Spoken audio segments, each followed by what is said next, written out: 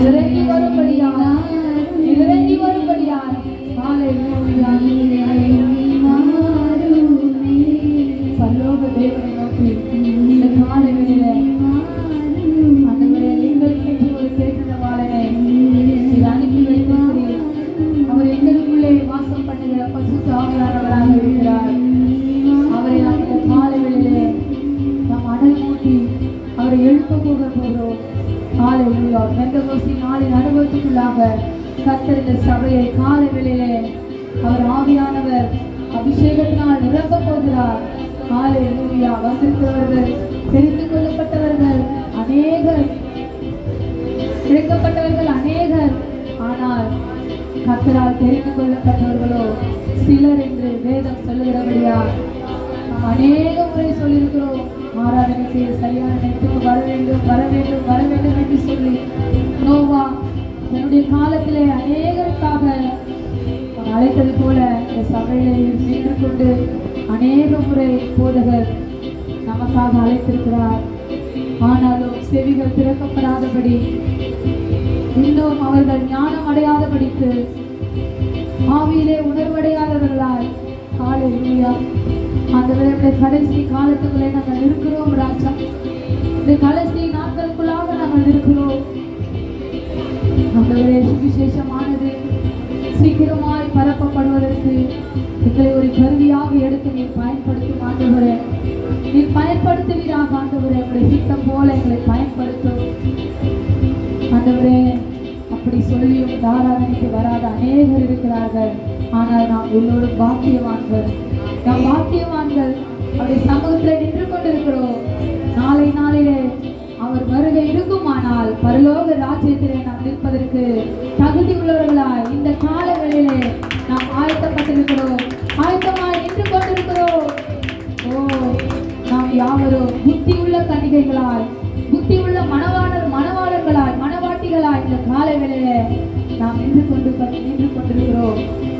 கதவை அடைத்தது போல, தேவன் கதவை அடைத்தார் என்று வசனம் சொல்லுகிறது போல ஆண்டவரே அப்பா, நீ வருகின்ற நாளிலே கதவு அடைப்பதற்குள்ளாக நாங்கள் யாவருடைய சமூகத்திலே பிரவேசிக்க வேண்டும் என்று சொல்லி அந்த ஒரு பரலோகத்தை நோக்கி மாத்திரமே நாம் இந்த காலவெளியிலே வந்திருக்கிறோம்.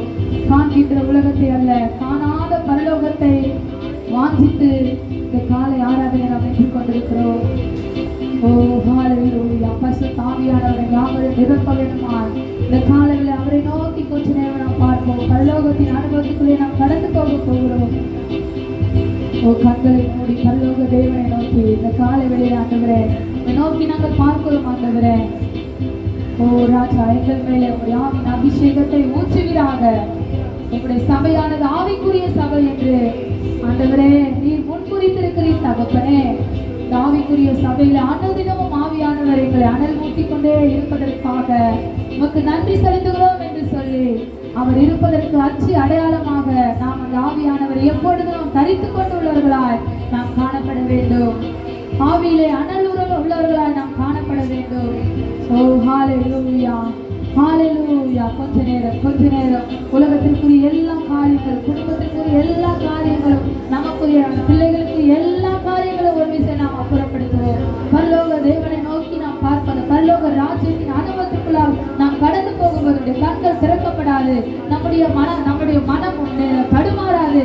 அந்த பரலோக தேவனை மாத்திரமே நாம் நோக்கி பார்த்து கொண்டே இருக்கும் பொழுது நேரம் போதாது. ஹalleluya ஹalleluya மகிமை ஆண்டவரே. இந்த காலையில அப்பா ஆண்டவரே சபை முழுவதும் ஹalleluya ஹalleluya ஹalleluya நன்றி நன்றி நன்றி நன்றி நன்றி பரிசுத்த ஆவியானவரே, உமக்கு நன்றி ராஜா.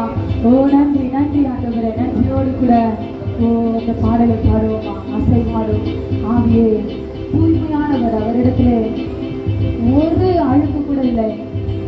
அவர் பரிசுத்த கண்ணனாக பாவம் பாராத பரிசுத்த கண்ணர் என்று வேதம் சொல்லுகிறது. ஹalleluya அந்த தூய ஆவியானவரை இந்த காலையிலே நமக்குள்ளே அவரை வரவழைப்போம்.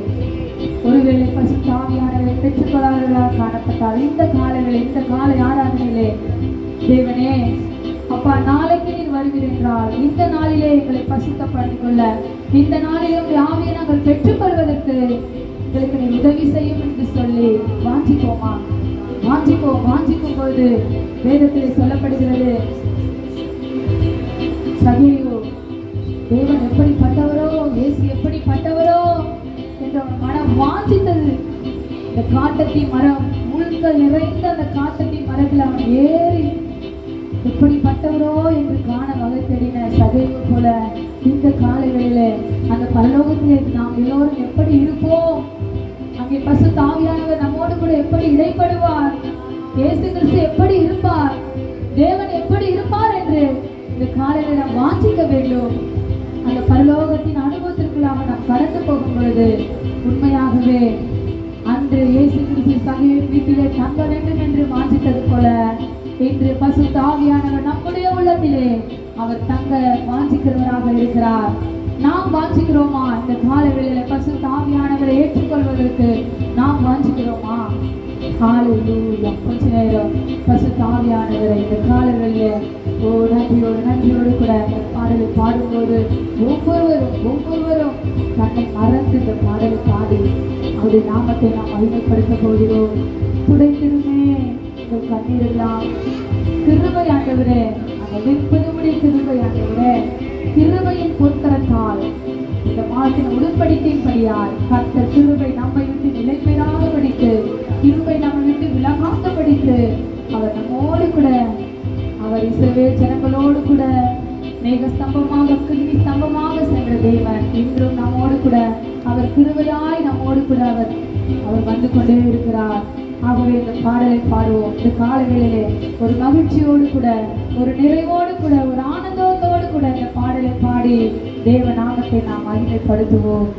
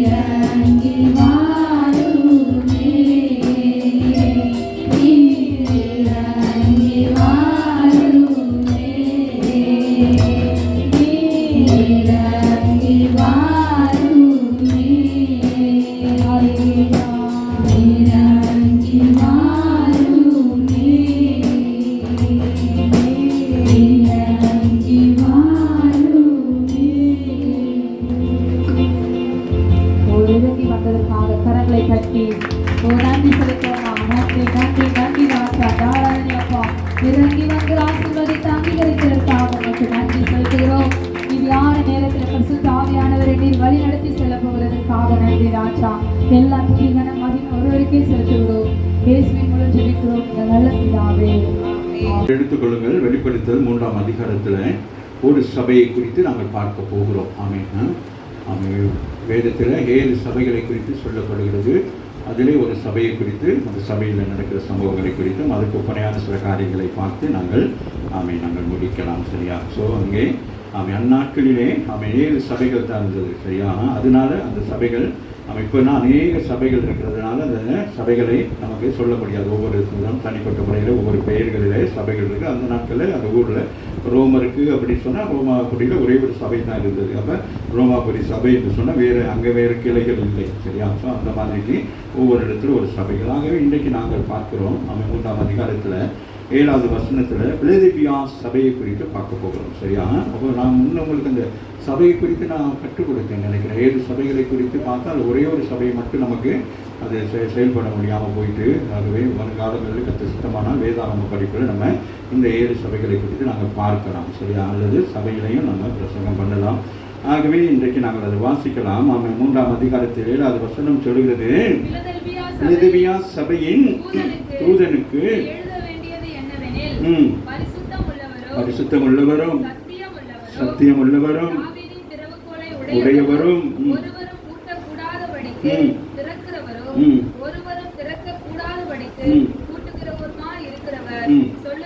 சொல்லுகிறதா ஒவ்வொரு சபைக்கும் தூதனாக என்ன செய்கிறார்? அங்கே வெளிப்படுகிறார்.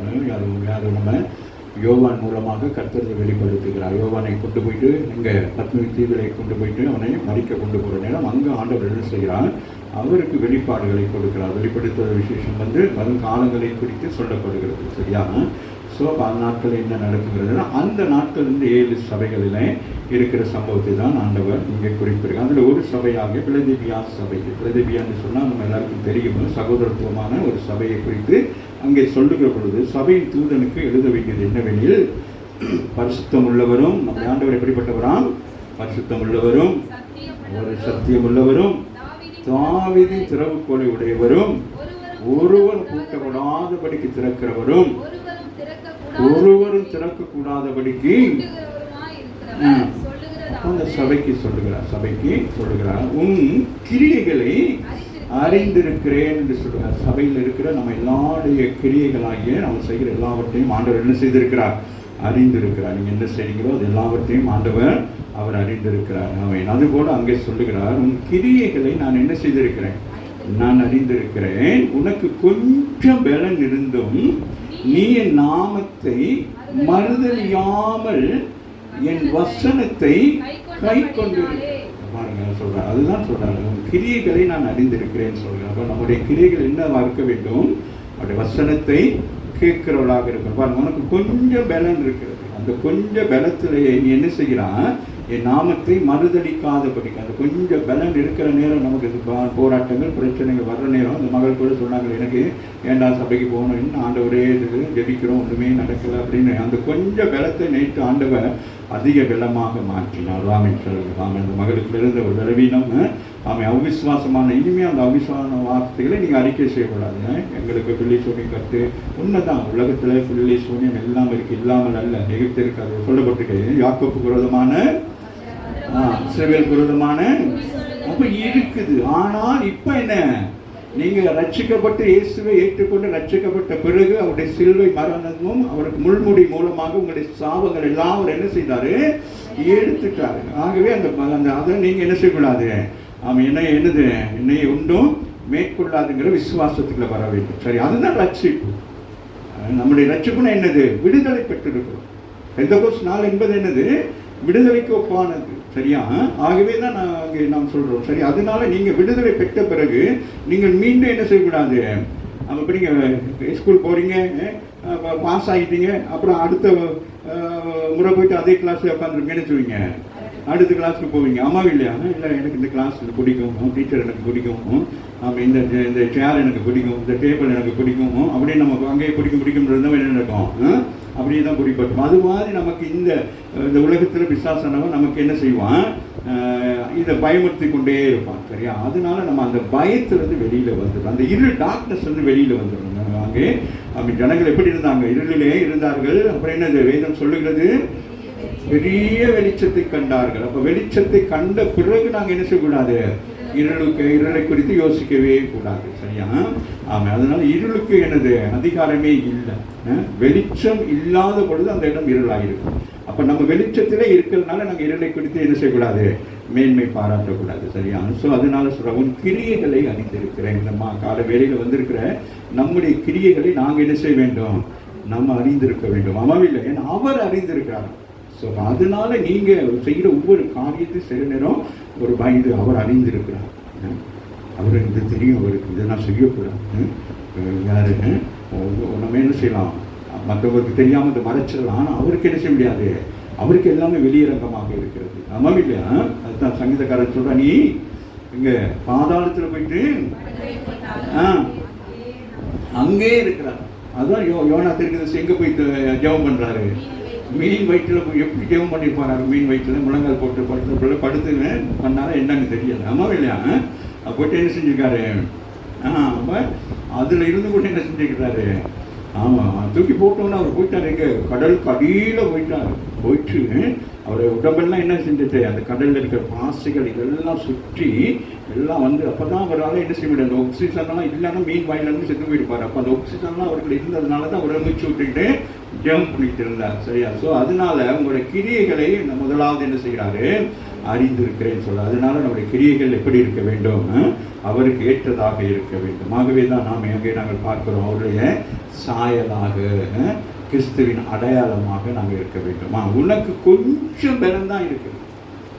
இதைவனை பார்த்து ஆண்டவர் சொல்லுகிறார், உனக்கு இருக்கிற கொஞ்சம் பலத்தோடு கூட நீ போ, அனுப்புகிறவர் நான் அல்லவா. இப்ப நமக்கு இருக்கிற மாமிச பலம் கொஞ்சம், ஆவிக்குரிய பலம் தான் நமக்கு என்னது அதிகமாக இருக்குது. அப்ப நமக்கு விரோதமாய் வருகிற பிரச்சனைகளை மேற்கொள்வதற்கு மாமிசத்தில் மேற்கொள்ள முடியாது. நம்ம என்ன செய்ய வேண்டும்? ஆவியில தான் மேற்கொள்ள முடியும். பரிசுத்த ஆவியானவர் தான் நமக்கு வழி நடத்துவார். இப்படி இதை செய்ய இது ஏன்னா அவர் என்னது? அவர் ஆலோசனையின் கர்த்தராக இருக்க, நமக்கு ஆலோசனை கொடுக்கிறவராக இருக்கார். ஸோ அதனாலதான் நம்ம ஜெபிக்கிற நேரத்தில் நம்ம எல்லாருக்கும் சொல்றது, நீங்கள் எப்படி ஜெபிக்க வேண்டும்? ஆவியிலே நிறைந்தவர்களாக ஜெபிக்க வேண்டும். ஆவியின் அபிஷேகத்தை பெற்றுக்கொள்ள வேண்டும். நிறைய பேர் பெற்றுக்கொண்டு இருக்கிறீங்க. ஆனா என்னது என்ன செய்றீங்க?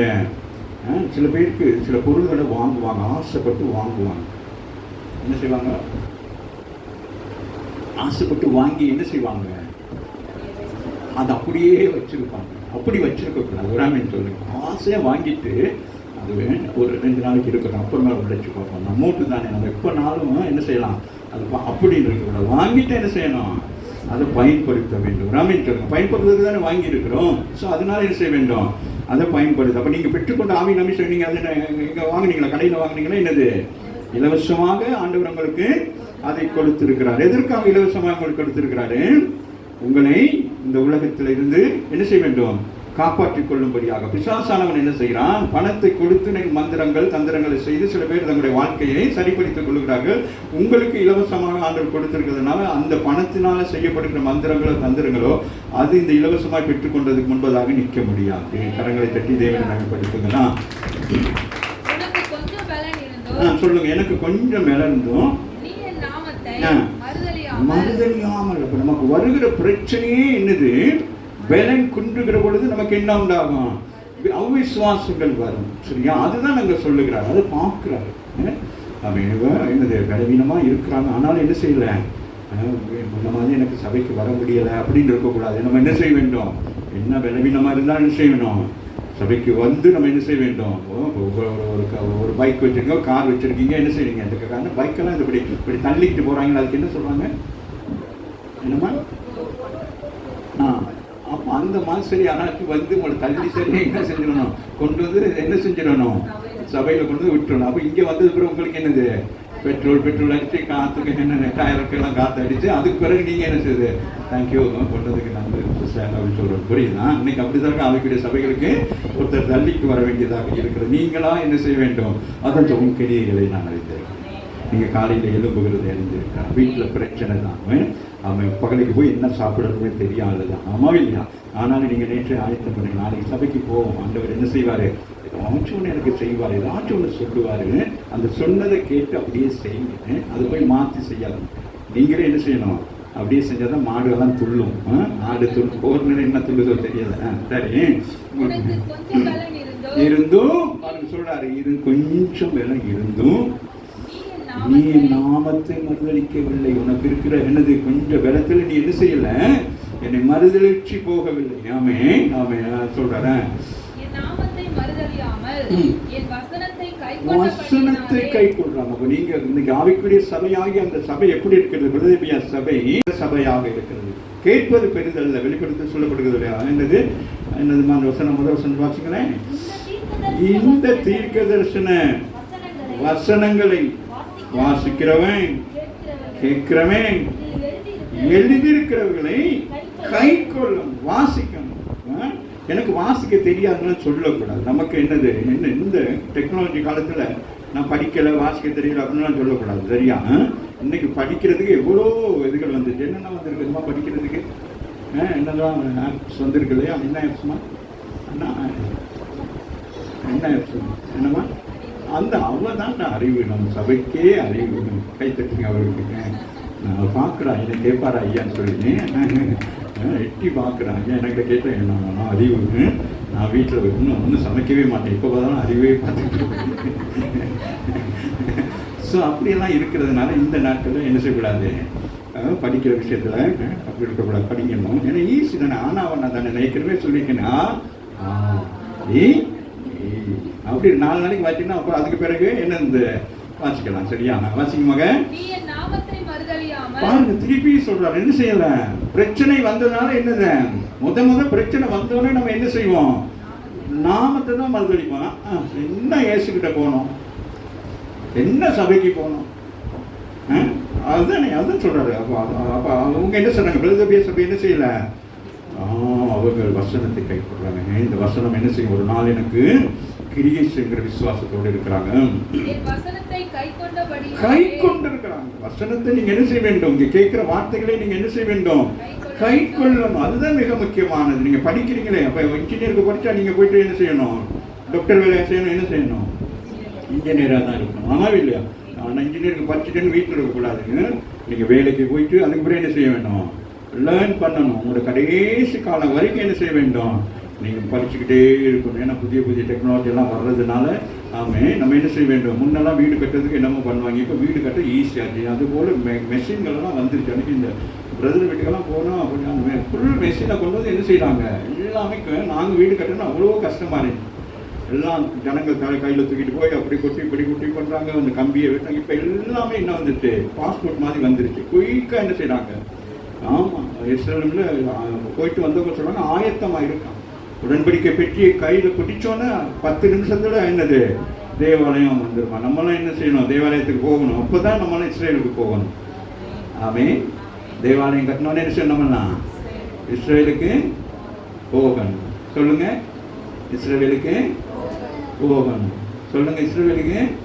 இப்போ நான் இங்கே வந்து எதுக்காக கத்திக்கிட்டே இருக்கிறேன், அது கட்டுறதுக்கு முன்பதாக சபை என்ன செய்ய வேணும், எடுத்துக்கொள்ளப்படணும். எடுத்துக்கொள்ளப்பட்ட நம்ம என்ன செய்யணும், பருவத்துக்கு போகணுமா இல்லை எஸ்றதுக்கு போகணுமா? அதுதான் கவனம். சரியா? அதனால நீங்களாம் எதிர்பார்க்கக்கூடாது. சரியா? சரி, வாசிக்க மகன். திருப்பி சொல்றார், என் வசனத்தை கை கொண்டபடினால இதோ திறந்த வாசலை உனக்கு முன்பதாக வைக்கிறேன், அதை ஒருவனும் கூட்டணும். கரங்களை கட்டி தேவன்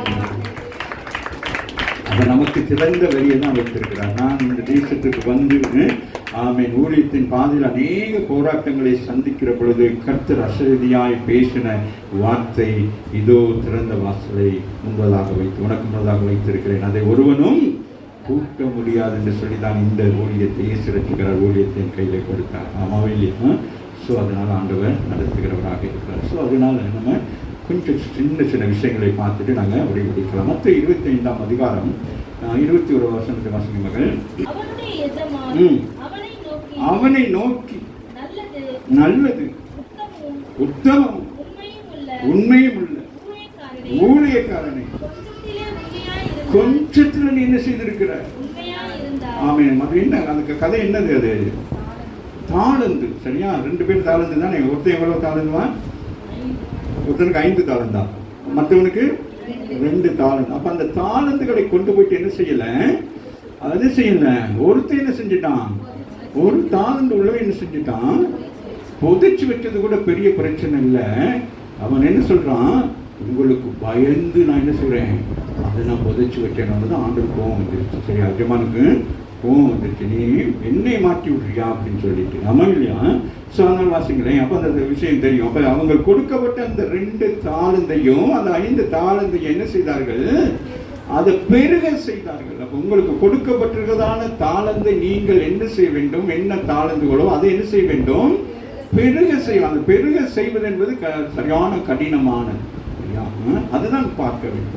உங்களுக்கு ஒரு வியாபாரமோ இது போனோன்னு உங்களுக்கு வியாபாரம் உடனே என்ன நடந்துடாது. அதுக்கு நீங்கள் பிரயாசப்பட வேண்டும், அதுக்கு போராடணும். அவன் ஆரம்பிக்கிற நேரம் நல்லா இருக்கும். முதல் நாள் கடை திறக்கிற நேரம் பார்ப்பாங்க, இலவசமாக 2 தோசைன்னு வருவான். சரியா? அதுக்கு பிறகு என்னது, அடுத்த நாள் அப்படின்னு அப்போ அதுக்கு பிறகு நம்ம மனம் அடைஞ்சு போயிடும். ஐயோ என்னடா ஆக்கள் வரல, இந்த வேலையை செய்யுமா? இல்லை இல்லை, அந்த நேரம் தான் நீங்கள் என்ன செய்ய வேண்டும், விசுவாசத்தினாலே என்ன செய்ய வேண்டும், அவனை செய்யணும். அவன் நீங்கள் விசுவாசத்தினாலே செய்கிற நேரம் கர்த்தர் என்ன செய்வார், அதை என்ன செய்வார்.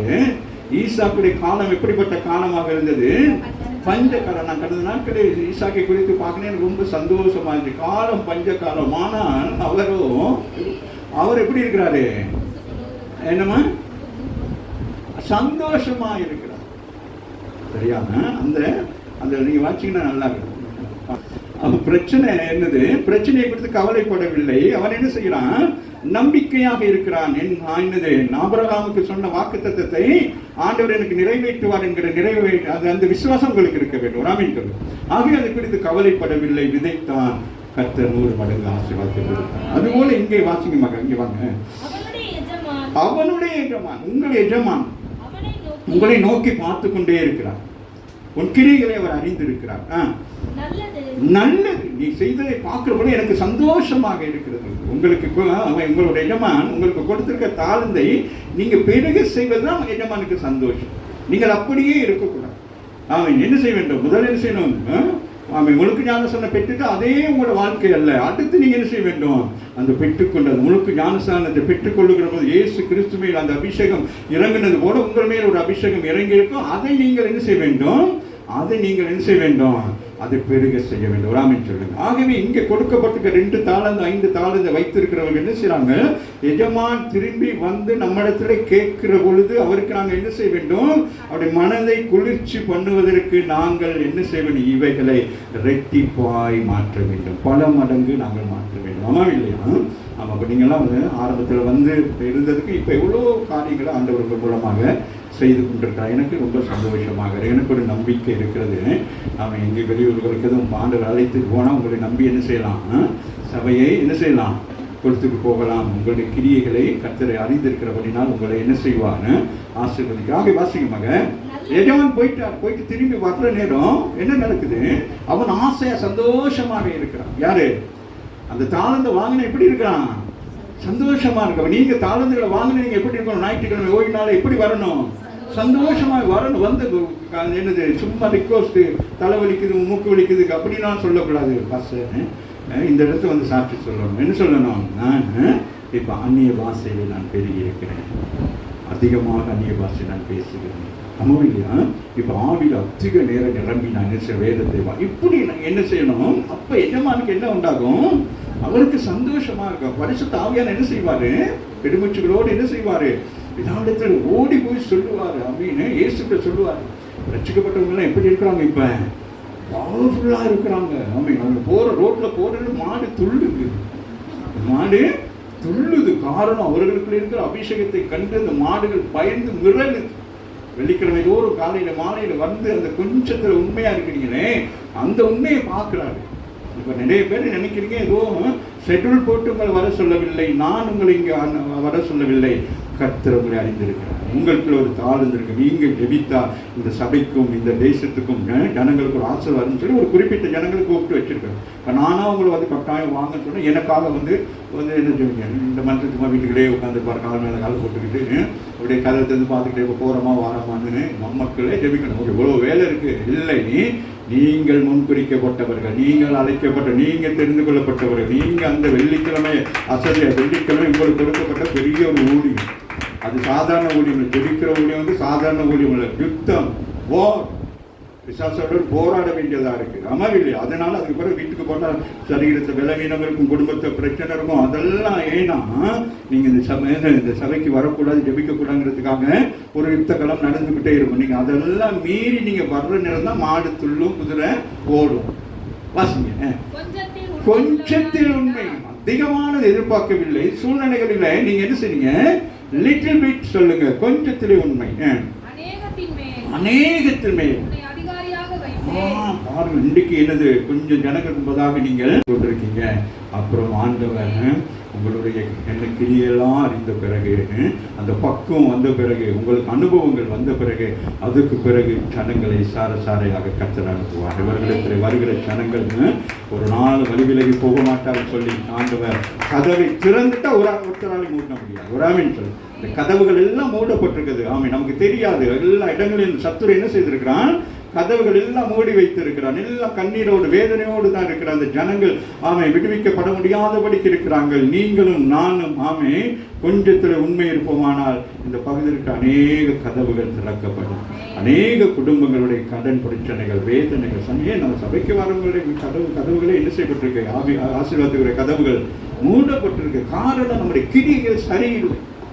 நம்முடைய கிரியைகள் தேவனுக்கு உகந்ததல்லாத ஜெபிக்கிறீங்க, வேதமா எல்லாம் ஆனாலும் முறுமுறுப்பு இருக்கிறது, ஒருவர் குறை சொல்லுகிறது.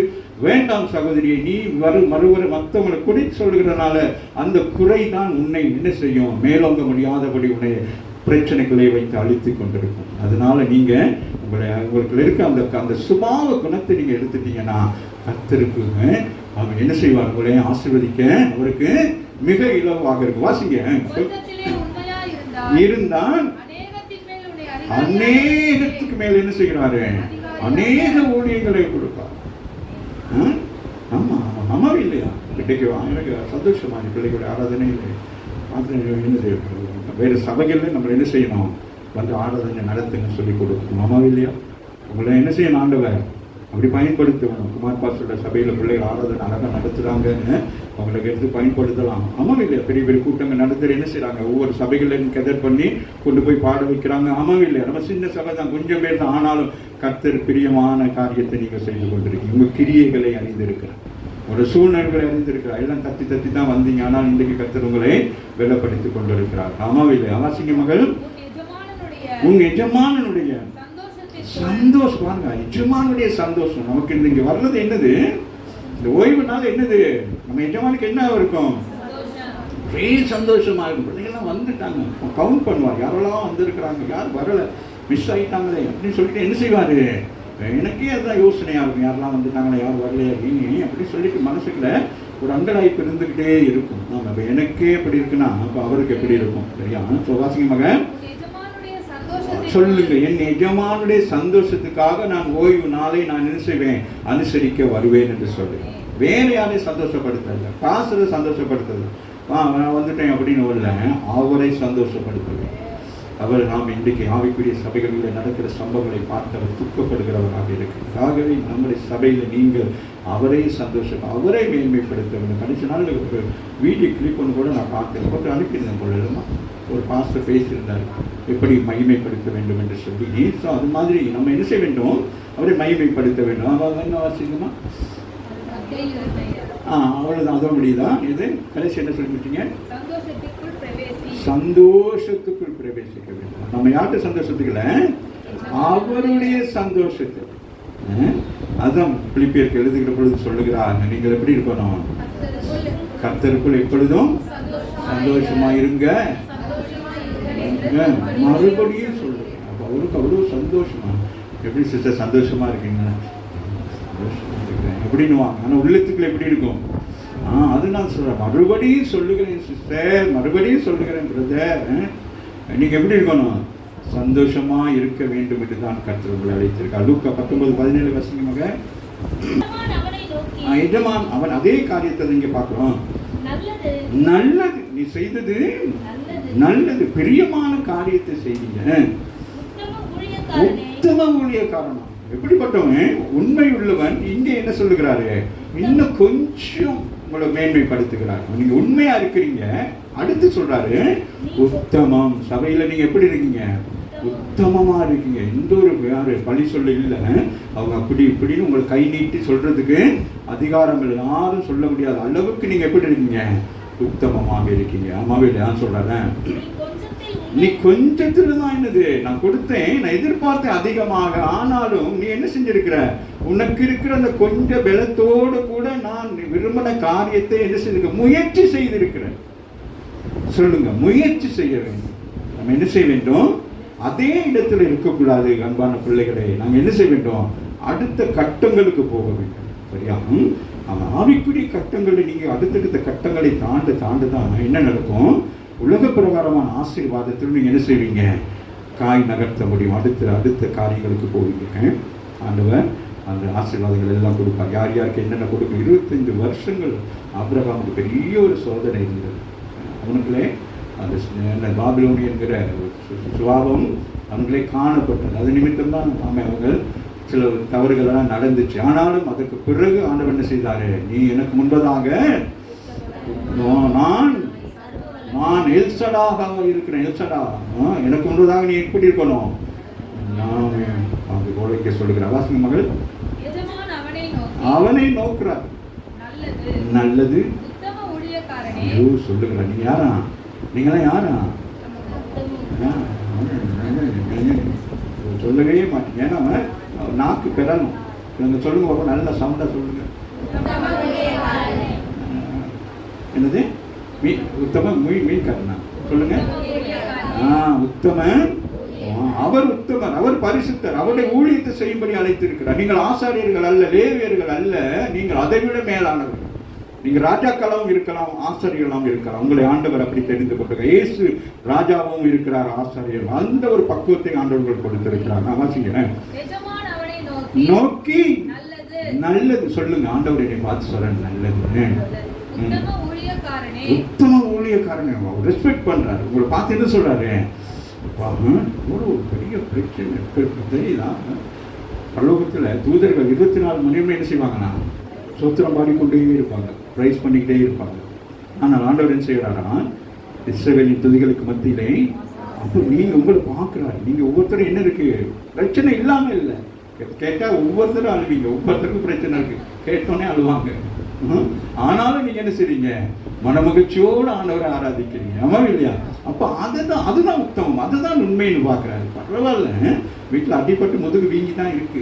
ஆனாலும் இங்க வந்து என்ன செய்றீங்க? சந்தோஷமா ஆராய்ச்சிட்டு தொட்டு பாக்குறீங்க, முதுகுல இருக்க வீக்கம் இல்லாமல் போய். ஆமா இல்லையா? ஸோ அது மாதிரிக்கு ஆண்டவர் சொல்றாரு. வாசிங்களா? சொல்றாரு, நான் கொஞ்சத்துல தான் உண்மையா இருந்தேன். 10 பட்டணமா சொல்லு மெர்லின். ஒரு வீடு அல்ல, உனக்கு என்னது? 10 பட்டணம், 10 வீடு சொல்லு. மெர்லின் ஜாபை விட்டுட்டாங்க. இப்போ அவங்க என்ன செய்யறாங்க? என்னது பெரிய நிறுவனம் வீடு வச்சிருக்காங்க. அப்படின்னா விசுவாசக்குள்ள என்ன செய்யறது? நம்ம மெர்லின் வீடு தானே போகக்கூடாது. என்ன செய்யணும்? Is builder. பில்டிங் வாங்கி பில்டிங் கட்டி கொடுக்குறாங்க. அதுமே சொல்லுங்களேன். மெர்லினுக்கு மட்டும் சொல்றேன், எங்களுக்கு எல்லாம் ஆல் தி மெர்லின்ஸ் எல்லாரையும் கர்த்தரை எப்படி செய்யணும்?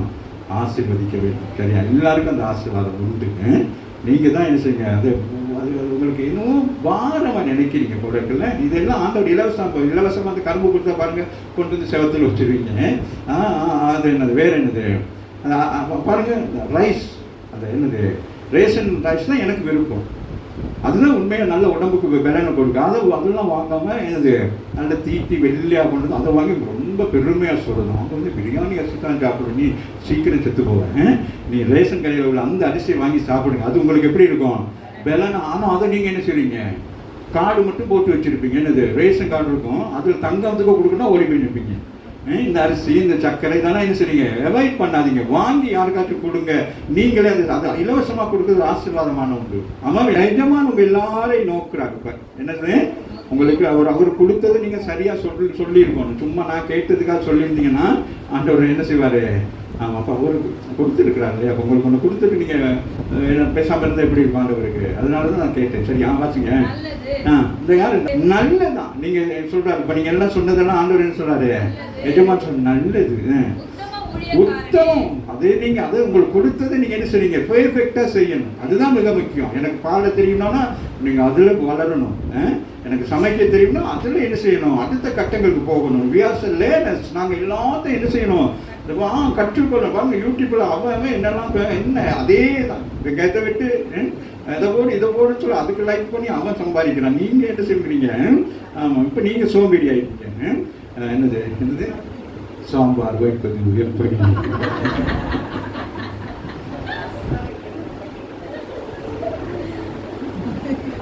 நீங்க சொல்லணும் சாம்பார் வைப்பது இப்படி. பானை எடுத்து மறுபக்கம் புரட்டி அதுக்கு மேல எல்லாம் போட்டு வாசி சொல்லுங்க. ஆண்டவர் சொல்றாரு, கொஞ்சத்துல தான் மகள் உண்மையா இருந்தீங்க. 10 பட்டணம் சொல்லுங்க. 10 சிட்டி சொல்லுங்க. உங்களோட கவுன்சிலரா வச்சிருப்பாரு. என்னது மேயர், மொத்தது யாரு? எம்எல்ஏ. அந்த மாதிரிக்கு ஆண்டவர் வச்சிருப்பார். 10 சபை ஏசு ரசிக்கிறார். எத்தனை சபை? 10 சபைக்கு நீங்க எப்படி அதிகாரியா போயிட்டு பார்க்குறீங்க, இப்படி சபை நல்லா நடக்குதா, நிர்ணயித்தமா இருக்கிறதுனால அந்த சபைக்கு போனோன்னே அவங்களோட பார்த்து பயப்படணும். மேலே தலைமை சபையிலேருந்து யார் வந்திருக்கிறா? வந்திருக்கிறவங்க. நம்ம என்ன செய்யணும்?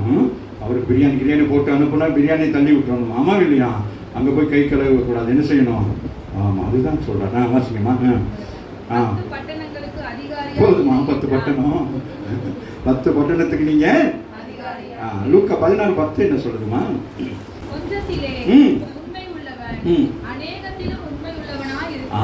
கொஞ்சம் கொஞ்சமா வந்து அவன் என்ன செய்யறான்? அநேகத்துக்கு அவர் லிட்டில் பிட் கொஞ்சம் கொஞ்சமா நம்ம எடுத்தோன்னே என்ன செய்ய முடியாதுன்னு. ஆமாம், அப்புறம் தான் அப்படியே அதுதான் எக்ஸ்பீரியன்ஸ் நமக்கு. ஆண்டவட்ட பிள்ளைகளுக்கு என்னது, இப்போ நீங்கள் ஒரு வேலை செய்கிறீங்க, வேலை செய்கிற இடங்களில் நீங்கள் கவனமாக இருக்கும். தேவன் ஆசீர்வதிக்கிறதுக்கு தடையாக சில நேரங்களில் சில காரியங்கள் வரும். உதாரணமாக நீங்கள் வேலை செய்கிறீங்க, ஒரு கம்பெனியில் வேலை செய்கிறீங்க, அரசாங்க வேலை செய்கிறீங்க. அப்போ உங்களுடைய ஆசீர்வாதத்தை என்னது தடை பண்ணும்படியாக ஆண்டவர் என்ன செய்வார்? சில நேரங்களில் என்ன நடக்கும்? உங்களுக்கு வேறு விதமான பணம் வரும்னு வச்சுக்கிறீங்களேன். லஞ்சம் என்கிற பேரில் ஏதோ ஒரு வகையில் வருது. இல்லை நீங்கள் வியாபாரம் பண்ணுற நேரம் அதிகமாக நீங்கள் என்ன செய்யக்கூடாது? ஏமாற்றி அந்த காரியங்களை செய்யக்கூடாது. உங்களுக்கு ஏற்ற வருமானம் வர வரைக்கும் நீங்கள் செஞ்சிட்டிங்கன்னா உங்களை கர்த்தர் அடுத்த லெவலுக்கு கொண்டு போகலாம். அது மிக கவனம். சரியா? நமக்கு சரி, அதையும் வாங்கிக்கிறோம். இதுக்கு சம்பளத்தையும் வாங்கிக்கிறோம், கிம்பளத்தையும் வாங்கிக்கிறோம்னு சொன்னீங்கன்னா கிம்பளம் வந்து சம்பளத்தை அடிபட்டு கடைசியில் உண்மை இல்லாமல் போயிடும். அதனால சொல்றாங்க, கொஞ்சத்தில் உண்மை உள்ளவன் அநேகத்திலும் உண்மையாக இருக்கிறான். மார்க் 4:8 வாசிங்க.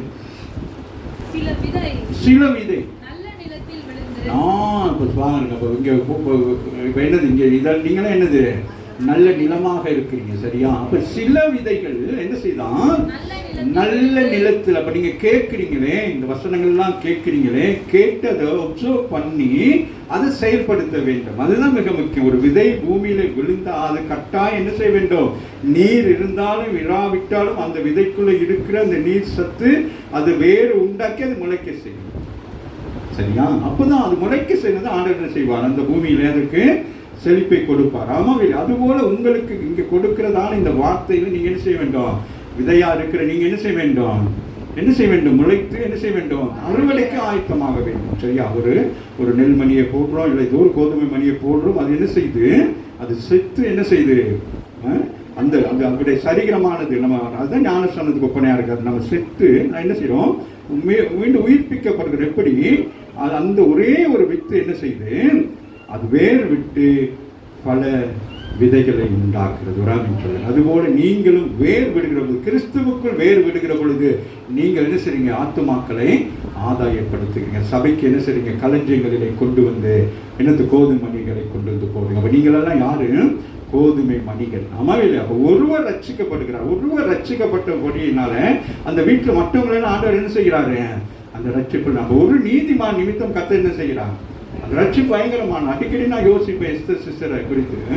அவங்க அவ்வளோ பயங்கரமாக அவங்கள ரட்சிக்கப்பட்டு அநேக பாடுகள் மத்தியில் கடந்து போனாங்க. சரியா? ஸோ இன்றைக்கு ஆண்டவர் என்ன செய்திருக்கிறார்? அவரை ஆசீர்வதித்திருக்கிறார், மகளை ஆசீர்வதித்திருக்கிறார், மருமகளை ஆசீர்வதித்திருக்கிறார், மகன்மார்களை ஆசீர்வதித்திருக்கிறார். இந்த ஆசீர்வாதம் எங்கேருந்து வருதுன்னு எங்க? முதல் வித்து. அது என்ன நடந்துச்சு? அது என்னது? உனக்கு கிரியைகளை அறிந்திருக்கிறேன், உனக்கு கொஞ்சம் பலன் இருந்து என்ன செய்த, இந்த உலகத்தில் இருக்கிறவனுக்கு வந்தையும் என்ன செய்த, மேற்கொண்டு நீ என் நாமத்தை மறுதளிக்காதபடி என் வசனத்தை கை கொண்ட, அதனால உன்னை ஆசீர்வதிக்கிறேன், குடும்பத்தை நான் ஆசீர்வதிப்பேன், இன்னும் நான் ஆசீர்வதிக்கிறேன். ஆமாவே இல்லையா? அதுதான் அது கஷ்டப்பட்டு சும்மா இல்லை. நம்ம வீட்டில் ரசிக்கப்பட்டோம், நான் ரசிக்கப்பட்டேன், இந்த ஞானஸ்தானம் அது கவனம் இல்லை. அப்போ பிள்ளைகள் வாழ்க்கை பிள்ளைகள் ரொம்ப கவனமாக இருக்கும். நீங்கள் பெற்றுக்கொண்டு ஞானஸ்தானத்தை சும்மா அசதியாக இருக்கக்கூடாது. அவன் ஏதோ ஒரு வகையில் கர்த்தர் உங்களை தெரிந்து கொண்டு இருக்கிறார். ஆகவே நீங்கள் ஞானஸ்தானம் பெற்ற பிள்ளைகள் இப்போ நீங்கள் இலகுவாக உங்களுக்கு இந்த ரட்சிப்புடைய அனுபவமே இல்லாமல் தான் இருக்குது. இந்த பயல்கள்லாம் பார்த்தா அப்படியே இருக்கிறாங்க, சீவி விட்ட இது மாதிரி. அப்படி இருக்கக்கூடாது. இது எவ்வளவு கடுமையானது இந்த ரட்சிப்பு என்கிறது. சில பேர் ரட்சிப்புங்கிற சாதாரண வீட்டில் ஒருத்தர் ரட்சிக்கப்பட்டாங்கன்னா அப்படி குடும்பத்தில் அப்படி அல்ல. சிலரை ஆண்டவர் ஆமென் வறுத்து எடுக்கிறார். ராமின் சொல்லுங்க மகள் அமவல்யா எஸ்தர் போராட்டம் தானே சொல்லுவாங்க, பயங்கரமாக இருக்கும். அப்படி நிறைய பேருக்கு இருக்கு. ஒரு சாட்சி மட்டும் எனக்கு தெரியும். அந்த மாதிரி வேற யாரும் நிறைய பேருக்கு இந்த மாதிரி சாட்சிகள் இருக்கு. புற ஜாதியிலிருந்து வந்து அப்படி வந்தது. ஸோ அதனால சொல்றாரு, சில விதை நல்ல நிலத்தில் விழுந்திருக்கிறது, அது ஓங்கி வளர்கிற பயிராகிறது. அந்த நல்ல நிலத்தில் விழுந்த அந்த வேத சத்தியம் பயிராகி இன்னைக்கு நாம பிள்ளைகளையும் பேர பிள்ளைகளையும் கத்த ஆசீர்வாதத்தின் பாதையில் வைத்திருக்கு. அந்த ஒரு விதை அது என்னது பூஸ்ட், அது என்னது அவங்களுக்கு பூஸ்டா இருந்து அவங்களே என்ன செய்யுது நடத்துது. ஒன்று என்ன செய்யுது 30, ஒன்று என்னதான் 60, ஒன்று 100மாக பலன் தந்தது. ஆமாவில்லை? அப்போ என்ன செய்து நீங்கள் என்ன செய்ய வேணும், பலன் தருகிறவர்களாய் மாற வேண்டும். ஆமாவில்லை? ஆமாம், ஒரு விதை தான். ஆனால் அது என்ன செய்து முதல் அறுவடையில் எத்தனை கொடுக்குது? ஆமாம், ஒரு மரம் வச்சிங்கன்னா முதல் மாங்காய் எத்தனை காய்க்கும்? கொஞ்சம் காய்க்கும். அப்புறம் அடுத்து காய் அடுத்து என்ன நடக்கும்? முதல் வருஷத்துல அப்படியே இலையும் என்ன இருக்கும்.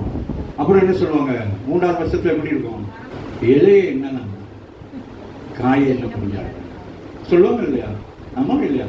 அப்படிதான் கர்த்தர்களை ஆசீர்வதிக்கிறார். ஆமாம், இலைமறை காயாக கர்த்தர்களை ஆசீர்வதிக்கிறவராக இருக்கிறார். ஆமாம் இல்லையா? கைத்தட்டி ஆண்டவரை மகிமைப்படுத்துகிறார். ஸோ அதனால கர்த்தர் என்ன செய்கிறான், கடைசி லூக்கா 4ஆம் அதிகாரத்தில் 26வது வசனத்தை வாசித்துட்டு நம்ம அப்படியே ஜெபத்துக்கு போயிடலாம்.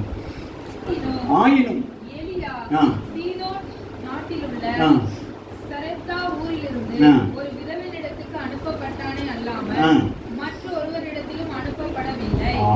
இயேசு யாரை சாட்சி சொல்லுகிறான்? சாரிபாத் விதவைக்கு சாட்சி சொல்லுகிறார். அந்த நாட்டிலே அவ்வளோ பேர் இருக்கிற நேரம் ஆண்டவராகிய தேவன் என்ன செய்கிறார், எலியாவை எங்க அனுப்புறாரு? சாரிபாத்து வீட்டுக்கு அனுப்புறாரு. சரியா? நீங்க சாரிபாத்து வீட்டுக்கு. ஏன் அந்த சாரிபாத்து சகோதரி வீட்டுக்கு, ஸ்திரீ வீட்டுக்கு அனுப்புறாரு கேட்டா, அவர் கொஞ்சத்திலும் உண்மையுள்ளவராக இருக்கிறார். நீங்கள் அந்த அதிகாரத்தை வாசிங்கன்னா, அவன் 1 ராஜாக்கள் 17:9 வாசிங்க.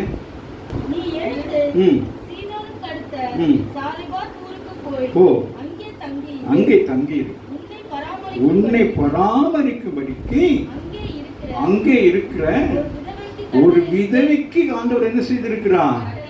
கட்டளையிட்டிருக்கான். எப்படி கட்டளை கொடுத்திருக்கான்னு கேட்டால், அந்த ஸ்திரீயானவள் அவன் புறஜாதி ஸ்திரீயாக இருந்தாலும் கட்டளைகள் பிரமாணங்களை அவள் அறிந்தவளாக இருந்திருக்க போது முறாமைக்கள்.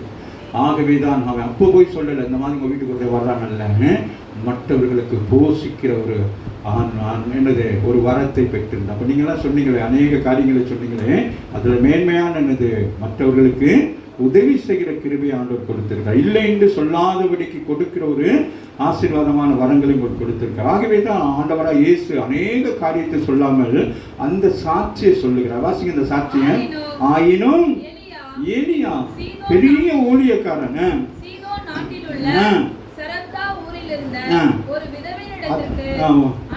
அனுப்பப்படுறார். அவன் என்னது, அந்த ஊழியக்காரன் 3.5 வருஷம் என்ன செய்ய வேண்டும்? புஷ்டியாய் சாப்பிட்டு பலப்பட வேண்டும் என்பதற்காக ஆண்டவர் என்ன செய்கிறான்? ஒரு சாதாரண ஒரு விதவை வீட்டுக்கு அனுப்புகிறான். அந்த விதவை அந்த ஊழியக்காரனை ஏற்றுக்கொள்ளுகிறான். ஆமாவில்லையா? அதெல்லாம் சாதாரண விஷயம். ஒரு விதவை வீட்டில் ஒரு ஆண் வந்து தங்குறதை ஊர் என்ன சொல்லும்? என்ன சொல்லணும் சொல்லுங்க, இது எல்லாவற்றையும் கர்த்தருக்காக ஏற்றுக்கொண்டு தன்னை ஒரு பரிசுத்தமாய் தன்னை ஏற்படுத்தினபடினால் தைரியமாக அந்த ஊழியக்காரனை தங்க வைத்து 3.5 வருஷம் இரவும் பகலும் என்னது அவன் சாப்பாடெல்லாம் கொடுத்து அவன் அந்த வீட்டில் அந்த ஊழியக்காரன் எப்படி இருக்கிறார் என்று சொன்னால், அவன் புறப்பட்டு போகிற பொழுது அந்த ஸ்திரீ சொல்லுகிறார், நீ பரிசுத்தவான் என்று சொல்லி கரங்களை தட்டி தேவனை படுத்தினான். எங்கள் வீட்டில் ஒரு மரணம் உண்டாகி அதுக்கு பிறகு அற்புதமாக அந்த பையன் உயிர் அடைந்தவனை அந்த அம்மா சொல்றாங்க, யார் ஊழியக்காரனை பார்த்து என்ன சொல்றாங்க, நீ பரிசுத்தவான். உங்களை பார்த்து என்ன சொல்லணும் சொல்லுங்க, பரிசுத்தம். அந்த சிஸ்டர் ரொம்ப பரிசுத்தம், ரொம்ப நல்லது, எந்த பிரச்சனையும் யாரை குறித்து ஒன்றுமே இதை தான் நான் சொல்றேன், உன் கிரியைகளை அறிந்திருக்கிறேன். வீட்டிலையும் வெளியிலும் வெளி இடங்களிலும் எப்படி உன் கிரியைகள் எல்லாம் கிறிஸ்துவை அடையாளப்படுத்துகிறதாக இருக்கிறது. நன்மை செய்கிறவராய் சுற்றி தெரிந்தபடினால் நீ எப்படி இருக்க வேண்டும், அவருக்கு அடையாளமாக இருக்கிறாய். எந்த சூழ்நிலைன்னு கேட்டா, உனக்கு இருக்கிற கொஞ்சம் வேலை, வீட்டில் குடும்பத்தில் பிரச்சனை, கணவன் மூலம் பிரச்சனை, அவன் உறவுகள் மூலம் பிரச்சனை, கடன் பிரச்சனை, வியாதி, இதுலையும் நீ என்ன செய்கிறாய், சபைக்கு வருவதை விட்டு விடாதபடி ஓடிவாய். இதெல்லாம் கர்த்தர் பார்த்து தான் சொல்றாரு, இதோ திறந்த வாசல் வச்சிருக்கிறேன், உனக்கு முன்பதாக என்னத்தை வச்சிருக்கிறேன், அது யாரும் என்ன செய்ய முடியாது. ஒருத்தர் சொல்லுங்க, என்னுடைய ஆசீர்வாதத்தை ஒருவனும் சொல்ல முடியாது. ஆமாம் இல்லையா? வாசிங்க 10ஆம் வசனத்தை வாசிங்க.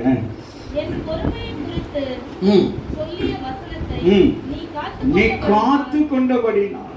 ஆமே. நம்ம என்னது, நமக்கு ஒரு ஆசீர்வாதம், ஒரு வாக்கு தத்தத்தை ஆண்டவர் கொடுத்துட்டா, அந்த வாக்கு தத்தை நிறைவேறுகிற வரைக்கும் 25 வருஷம் ஆபிரகாம் என்ன செய்கிறான், மௌனமாகவே இருக்கிறான். அவதான் கேட்கிறான், ஆண்டவரே நீர் எனக்கு என்ன தருவீர். எல்லாரும் பல விதமா சொல்றாங்க, அப்படி என்ன தருவீர் என்று ஆண்டவர் அவன் என்ன செய்யறான், அப்படியே அழைச்சிட்டு போறான். அழைச்சிட்டு போய் என்ன சொல்றாரு, யூ see the stars. நீ என்ன செய்யணும், நட்சத்திரங்களை என்ன செய்யணும், you want to count the stars. உங்கள் வாழ்க்கையில் வருகிற ஆசீர்வாதத்தை உன்னால் சொல்லுங்க, என்னால் அதை கணக்கு பார்க்க முடியாது. இந்த நாளிலே கர்த்தர் சொல்லுகிறார், எத்தனை பேர் விசுவாசிக்கிறீங்க, அதை நம்புனீங்கன்னா கர்த்தர் அப்படியே ஆசீர்வாதம். இல்லைன்னா நீ தரித்திரியமாக போகும். இந்த இடத்துல வருகிற வார்த்தை உன்னை தரித்திரியமாக வைக்காது, உன்னை ஆசீர்வாதமாக வைக்கும். என்னும் அளவுக்கு கர்த்தர் உன்னை ஆசீர்வாதம். அவன் என்ன முடியல ஆண்டவரேன்னு சொல்றான், அதுதான் ஆசீர்வாதம். நீ உலகத்தை சம்பாதிக்கிறீங்க, அது ஆசீர்வாதம். அதுக்கு என்னது, நீ வேலை செஞ்சா உனக்கு 50,000, அவ்வளவுதான், 1 லட்சம் தான். தேவன் கொடுக்கிற பொழுது பல லட்சங்களை கொடுக்கும். விசுவாசித்தவன் என்ன செய்யறான், விசுவாசித்தவன் என்ன செய்யறான், விதைக்கிறான். அவன் யோசிக்கல இத்தனை மூட்டை வரும்னு சொல்லிட்டு, முடிவு 100 மடங்கு. மற்றவர்கள் போராமைப்படும் அளவுக்கு அவனை கர்த்தர் என்ன செய்கிறார், ஆசீர்வாதம். ஆகவே என் பொறுமையை குறித்து சொல்லிய வசனத்தை காத்து கொண்டிருக்கிற வசனத்தை, வார்த்தைகளை, வாக்கு தத்தங்களை என்ன செய்ய வேண்டும், காத்து கொண்டு நீங்க ஜெபித்துக் கொண்டே இருக்கும். இது நிறைவேறும், இது நிறைவேறும், இது நிறைவேறும், இதை கர்த்தர் நிறைவேற்றுவார். தாமதம் பண்ணினாலும் என்னது, அதை ஆண்டவர் என்ன செய்வான், நிறைவேற்றுகிறவர்கள். அவன் கற்பத்திலே கனியை வைப்பது தாமதமாக இருந்தாலும் ஏற்ற வேளையிலே ஒரு பிள்ளை உனக்கு கொடுத்தால் அந்த பிள்ளை விசேஷித்த பிள்ளையாக இருக்கும். அவன் தொழிலே வாமை நீ முன்னேறுவதற்கு பிரச்சனை பண்ணி கொண்டிருக்க, எந்த பக்கமும் உனக்கு வழி வாசலில் நீ எல்லா பக்கமும் பார்க்குற, அங்க உதவி வருமா, இங்க உதவி வருமானு ஆண்டவர் சொல்லுவா, ஒத்தாசை நான் அனுப்புவேன் என்று சொல்லி. அந்த ஒத்தாசை மட்டும்தான் நீங்க பார்க்கணும், வானத்தை தான் பார்க்கணும், நீங்க பூமியை பார்க்க கூடாது. ஆண்டவர் உங்களுக்கு என்ன செய்வார், வானத்திலிருந்து ஒத்தாசை வாக சொல்லுகிறார். நீ காத்து கொண்டிருக்கிறபடினாலே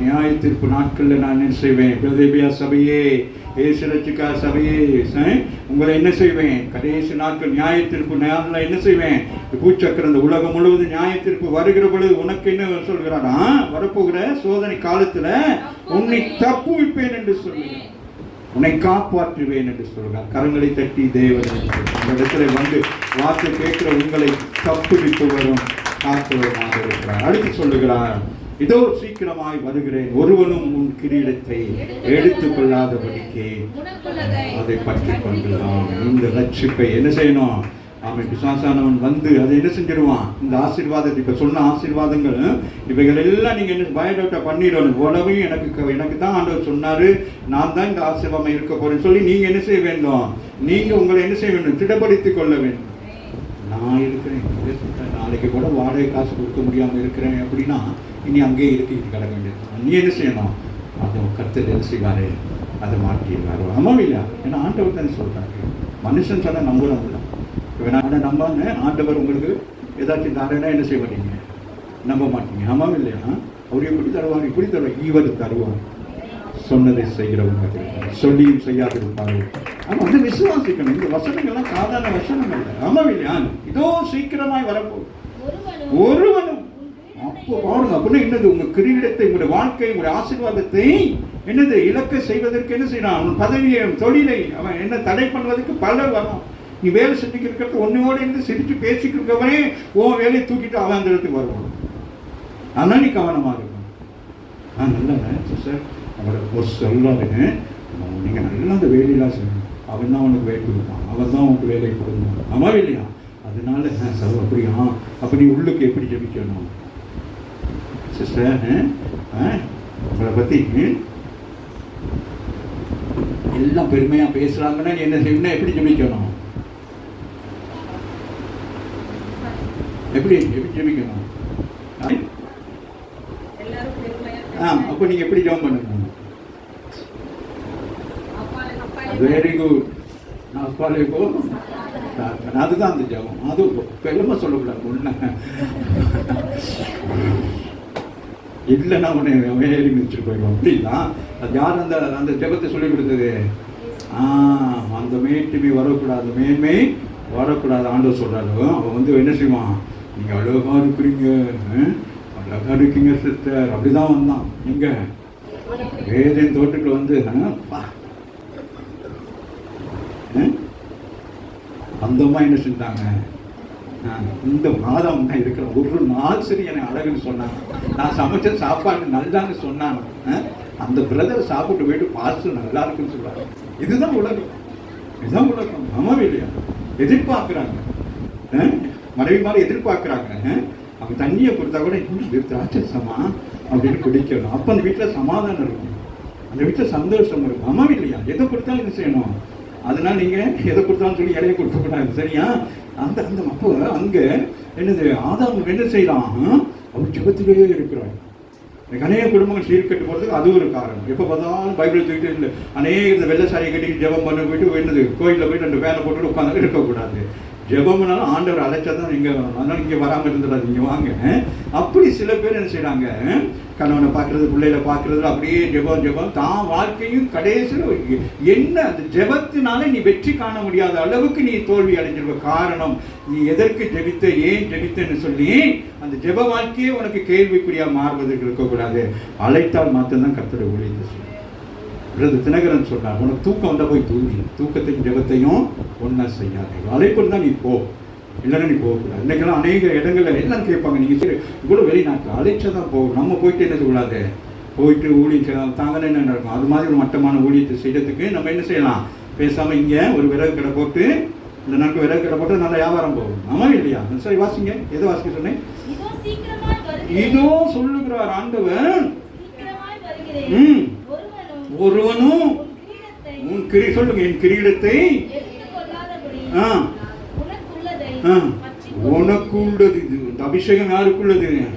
உனக்குள்ளது. ஆமாம், அதான் சொல்லுகிறார் பவுல், நான் நல்ல போராட்டத்தை போராடி ஓட்டத்தை முடித்தேன், எனக்கு என்ன வைக்கப்பட்டிருக்கிறது? நீதியின் கிரீடம் வைத்திருக்கிறது, எனக்கு மாத்திரமல்ல உங்களுக்கும் வைக்கப்பட்டிருக்கிறார். இதுதான் விசுவாசம், இதுதான் நம்பிக்கை. அதுதான் பவுலை குறித்து வேதம் மிக தெளிவாய் சொல்லுகிறது. சரி, அடுத்த வசனம் வாசிங்க. ஜெயம் கொள்ளுகிறவன் எவனோ you are the pillars. சொல்லுங்க, நாங்க என்னது? தேவனுடைய ஆலயத்துல எப்படி இருக்கீங்க? தூணாக இருக்க வேண்டும். நீங்களாம் எப்படி இருக்கணும்? தூணாக சும்மா போயிட்டு அப்படியே வந்து அங்கங்க நிக்கிறது இல்லை. அப்படின்னா என்னது? ஊழியத்துல எதுனாலும் என்ன செய்ய வேண்டும்? பொறுப்பா எடுத்து செய்ய வேண்டும். ஒரு தூண் தான் என்ன செய்யும்? அந்த பில்டிங்கை தாங்கும். அது மாதிரி நீங்க என்ன செய்ய வேண்டும்? ஜெபத்துல தான் நான் சொல்றேன். இந்த ஊழியத்தை கட்டுவதற்கு நீங்க என்ன செய்யணும்? முதல் என்னது? ஜெபம் தான். இந்த ஜெபம் தான் என்னது? அடுத்தடுத்த கட்டங்களுக்கு போற நேரம் தான் இந்த ஜெபம். ஆமீன். நம்முடைய சபையில இருக்க நீங்க எல்லாம் ஜெபிக்கணும். ஆண்டவர் யாரை கொண்டு அது நமக்கு தெரியாது, அது ஏதோ ஒன்று நடக்கும். ஆனமாவும் இல்லையா? ஆனா ஜெபம் வல்லமையானது. ஜெபம் ஒரு நாள் தோத்து போகாது. உங்கள் முழங்கால் ஜெபம் ஒரு நாள் தோத்து போகாது. அவன் தோத்து போகிறபடி இருக்கும், ஆனால் தோத்து போகாது, வெற்றியை காண்பீர்கள். ஆமாவை யாகவே சொல்லுகிறார், ஜெயம் கொள்ளுகிற எவனோ என் தேவனுடைய ஆலயத்துக்குள்ளே தூணாக்குவார். உங்களை என்ன ஆக்குவாரா? தூண். இப்போ அவர் டேக் ஓவர் பண்ணிட்டார். உங்களுக்கு இருக்கிற உங்க கிரிகையெல்லாம் அறிஞ்சிட்டாரு. நீங்க உண்மையா இருந்துட்டீங்க, வசனத்தை கை கொண்டுட்டீங்க. இப்ப அவர் உங்களுக்கு கொடுக்கிற ப்ரொமோஷன் என்ன சொல்றாரு? ஜெயம் கொள்ளுகிறவன், வெற்றி பெற்றவன். உங்களுக்கு என்ன ஆண்டவர் கொடுக்குறாரு? வெற்றி பெற்றவன் உங்களுக்கு என்னது? ஒரு அவார்டு கொடுக்குறோம். அந்த பைபிள் கிளாஸ் முடிஞ்சோன்னு உங்களுக்கு ஒரு அவார்டு ஒன்று கொடுக்க நான் யோசிக்கிறேன். காரணம், அந்த நாட்களில் நீங்கள் வந்து பயங்கரமான ஒரு சத்தியத்தை கற்றுக்கொண்டு இருக்கிறீங்க. அது முழு வேதத்தையும் அறிந்து கொள்ளுகிற ஒரு வாக்கியத்தை கற்றுக் கொடுத்திருக்கிறார். சூழ்நிலை எப்படி இருந்தாலும் நீங்கள் கொஞ்சம் பேர் வந்து அதை நோட்ஸ் எடுத்து எல்லாம் பண்ணுறதுனால ஆண்டவர் என்ன செய்கிறாரு? உங்களை என்ன செய்கிறாரு? உங்களுக்கு இருக்கிற அந்த பலத்தை கொண்டு கர்த்தர் உங்களுக்கு சொல்கிறார், ஜெயம் கொள்ளுகிறவன், இதை வெற்றி பெறுகிறவன். ஆகவே சபைக்கு வர்றது அதல்ல, நாங்கள் தொடர்ந்து நம்ம என்ன செய்ய வேண்டும்?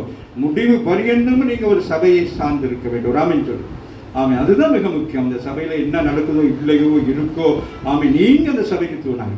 ஜனங்கள் வர்றாங்களோ வரலையோ ரெண்டாவது விஷயம். நான் இந்த சபையில கடைசி வரைக்கும் அந்த ஸ்திரியானவள் என்ன செய்கிறார்? லூக்கா அதிகாரத்தில் வாசிக்கிறோம். மாமன் யாரு? அவள் பேர் என்ன? அண்ணாளா? வயது வரை என்னது? அது என்ன? அவ்வளவு காலம் இருந்த 80 வயசு வரைக்கும் இருந்தாலே உபவாசம் இருந்து ஜெபம் பண்ண என்ன அவளுக்கு கிடைச்சிச்சு? இயேசு கிறிஸ்து தன் கைகளிலே சுமந்து முத்தம் செய்கிற ஒரு அனுபவம் அவருக்கு கிடைச்சது. இல்லை, சபையிலே இருக்கிறார். தன் கற்பை பாதுகாத்துக்கோ, தன்னை பசுத்தப்படுத்திக்கொள்ள. வாலிப பிள்ளைகள் ரொம்ப கவனமாக இருக்கணும் நம்ம ஜீவியத்தில். யாச்சுங்க அவனை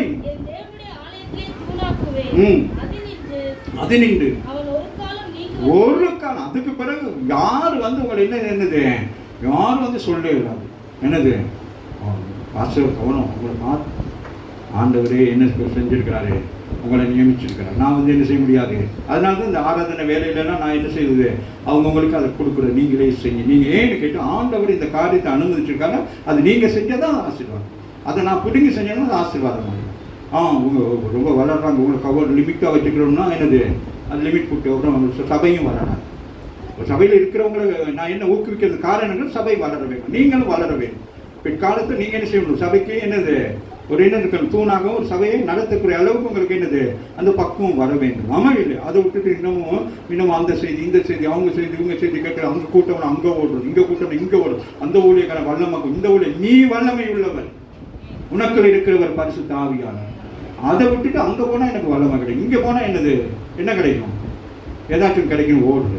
பேக்கு தூக்கி போட்டு போவாங்க. சில பேர் பார்க்கணும் எரிச்சலாகும். உனக்கு சொந்த சபை ஒன்று கொடுத்துருக்குறாங்க. அந்த சபையில் கெட அங்கே உடனே ஆண்டவர் என்ன செய்வார்? ஆசீர்வதிப்பார். சொல்கிறா, ஜெயம் கொள்ளுகிறேன் எவனோ அவனை என்ன செய்வேன்?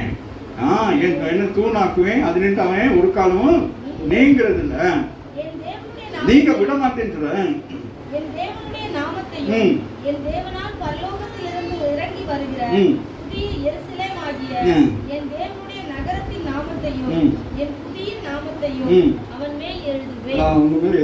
யார் சொல்றது? இயேசு கிறிஸ்து யோவான் இடத்திலே தன்னை மேன்மைப்படுத்தி சொல்லுகிறார். பாருங்க, ஜெயம் கொள்ளுகிறவன் எவனோ அவனை என் தேவனுடைய ஆலயத்திலே தூணாக்குவேன் என்று சொல்லுகிறார். தேவனை மேன்மைப்படுத்துகிறார். அடுத்து சொல்றாரு, அப்ப கர்த்தர் இயேசுவுக்கு நீங்க ஊழியம் செய்கிறபடினால சொல்றார், எனக்கு ஒருவன் ஊழியம் செய்தால் பிதாவாகிய தேவன் அவனை காணப்படுது. அப்ப சொல்றார், நீங்க இந்த இயேசுடைய ஊழியத்தை செய்யறதுனால பிதாவாகிய தேவன் உங்களுடைய எல்லாவற்றையும் அறிந்திருக்கிறதுனால இங்க சொல்லுகிறாரு. வாசிக்கிறமாக, ஜெயம் கொள்ளுகிறவன் எவனோ அவனை தேவனுடைய ஆலயத்துல தூணாக்குவேன், உங்களை தூணாக்குவேன். அது நின்று ஒரு காலம் அவர் கொடுத்ததுதான். உனக்கு கொடுத்த வரங்கள் வல்லமைகளை ஒரு நாள் அவர் திருப்பி கேட்க. நீ அந்த வல்லமை வரங்களை நீ என்ன செய்ய வேண்டும்? அதிகரிக்க வேண்டும். ஆமா, அதிலே இருக்கக்கூடாது. சில பேர் இன்னைக்கு ஊழியக்காரங்க என்ன செய்யறாங்க? ஒன்னே ஒன்று பிடிச்சிக்கிறது. என்னது? இந்த பேய் வரட்டுன்னு சொல்லிட்டு தள்ளி விடுறது, ஊதி விடுறது. எத்தனை ஊழியங்கள் ஊதிக்கிட்டு கிடக்கிறது, தள்ளி விடுறது, தலை விட்டு ஆட்டுறது, காலை விட்டு சுரண்டுறது. இதான் ஊழியம். உனக்கு என்னது? ஆண்டவர் வித்தியாசமான ஊழியங்களை பூமியில செய்யலாம். ஆமாம் இல்லையா? ஒரு மனிதனை தொட்டு சுகமாக்குறார், சில பேர் தொடப்பட்டு, இப்படி நமக்கு ஆண்டவர் பல காரியங்களை செய்துட்டார். ஆமாம் இல்லை? அப்ப நீ அமைச்சிட்டேன் என் தேவனுடைய நாமத்தை. நீங்கள் இந்த ஊழியத்தின் நிமித்தம் எப்படி இயேசு அவருடைய கிரியைகளெல்லாம் தேவன் அறிந்திருந்தபடினாலதான் அவர் என்ன செய்தார்? பரலோக ராஜ்யத்துக்கு ஏற்படுத்தி கொண்டார். அதுபோல உங்களுடைய கிரிகளை அறிந்திருக்கப்படினா எங்க இயேசு இருக்கிறாரோ அங்கே உங்களை கொண்டு போய் நிறுத்துவார். அதனாலதான் சொல்றாரு,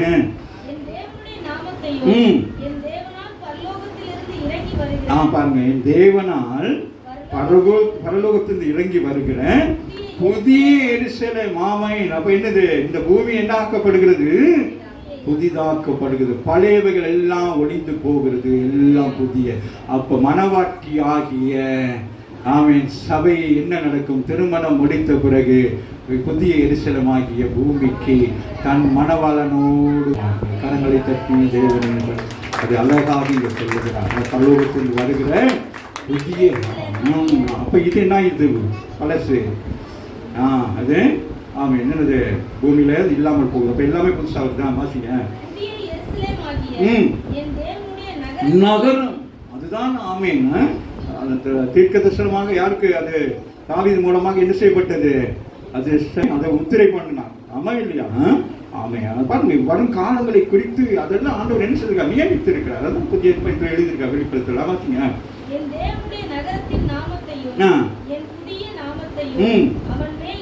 உங்க மேல எழுதுவார். என்ன எழுதுவாராம்? புதிய நாமத்தை எழுதுவார். ராமின் சொல்லுங்க. இப்ப இருக்கிற நாமம் அல்ல. உங்களுக்கு என்ன நாமம்? புதிய நாமம். என்ன புதிய நாமம்? மனவாட்டியா இருக்கிற நீங்கள் கிறிஸ்துவுக்கு மனைவியாய் மாறுங்க. அதை விட ஒரு பெரிய ஒரு ஆசீர்வாதம். எழுப்பி நின்று நாம் ஜெபம் பண்ணுவோம். ஆவியானவர் சபைக்கு சொல்லுகிறதை காது உள்ளவன் கேட்க கடவுள் என்று எழுதுகிறார். கரங்களை பற்றி தேவனவே ஆண்டவர் கைவிடவில்லை. ஆவிக்குரிய ஆசீர்வாதத்தை நான் நிரப்பினான், அபிஷேகத்தை நான் நிரப்பினான். இந்த காலவேளையில் உனக்கு அபிஷேகத்தை கொடுத்திருக்கிறான்.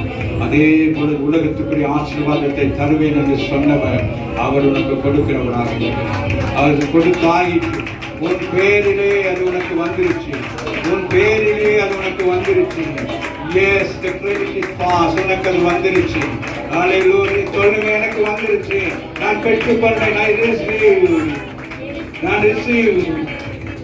உனக்கு பின்கோடு நம்பரெல்லாம் வராது. அதெல்லாம் அவர் வச்சிருப்பார். உன்னை சோதிச்சு கேட்க மாட்டாங்க. நம்பர் சொல்லுங்க. ஆமென். இல்லை, ஆண்டவர் உனக்கு சொல்லுகிறார். செய்து முடித்தாகிவிட்டு விசுவாசத்தோடு கடந்து போவோம்.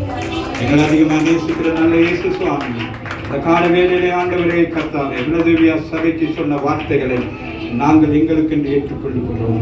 எங்களுக்கு அப்படிப்பட்ட குறைவுகள் இருந்திருந்தால் இந்த குறைவுகள் எல்லாம் நிறைவாக்கிய தேவனை, நாங்கள் அந்த பிலதெல்பியா சபையை போல ஆண்டவரே கர்த்தாவே உமக்கு முத்திரை மோதிரமாக இருக்க, ஆண்டவரே நாங்கள் சபைக்கு தூணாக இருக்க, எங்களுக்கு கொடுக்கப்பட்ட ஆசீர்வாதத்தை நாங்கள் ஒரு நாள் இழந்து போகாதபடிக்கு அதை பெற்றுக்கொண்டு ராஜ்யத்துக்குள் வர கர்த்தர் உதவி செய்வீராக.